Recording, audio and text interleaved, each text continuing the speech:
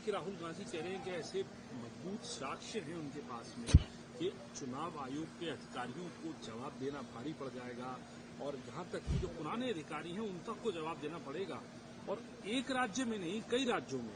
और कर्नाटक से इसकी शुरुआत करें। देखिए, राहुल जी ने बहुत गहन विश्लेषण किया है और उस गहन विश्लेषण की व्याख्या वो 5 अगस्त को खुद बेंगलोर में करेंगे। अब तो घंटों का समय बचा है और मुझे विश्वास है कि वो लोगों से बात करने के साथ साथ आप लोगों से भी बात करेंगे और सारे साक्ष्य वो सार्वजनिक पटल पर रखने वाले हैं।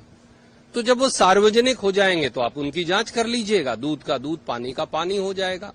क्योंकि वोट चोरी जो है वो इस देश के संविधान और प्रजातंत्र के लिए नासूर है, अभिशाप है और इसे कभी स्वीकार नहीं किया जा सकता। धन्यवाद। सर, आखिरी सवाल आपसे ये पूछना चाह रहा हूँ, क्योंकि आप ये कह रहे हैं कि कई महीनों से प्रोसेस चल रहा है, इससे पहले भी कि आप लोगों ने चुनाव आयोग से इस बारे में बात करने की कोशिश करी कि आप जो साक्ष्य जुटा रहे थे उसके ऊपर, खासकर क्योंकि आप कर्नाटका के इंचार्ज हैं, इसलिए आपसे पूछ रहा हूँ कि आप लोगों ने क्या। मैं आपको याद दिलाऊं, कर्नाटक विधानसभा में भी हमने ये हेराफेरी पकड़ के दिखाई थी और आपके न्यूज एजेंसी ने भी उसे कवर किया था।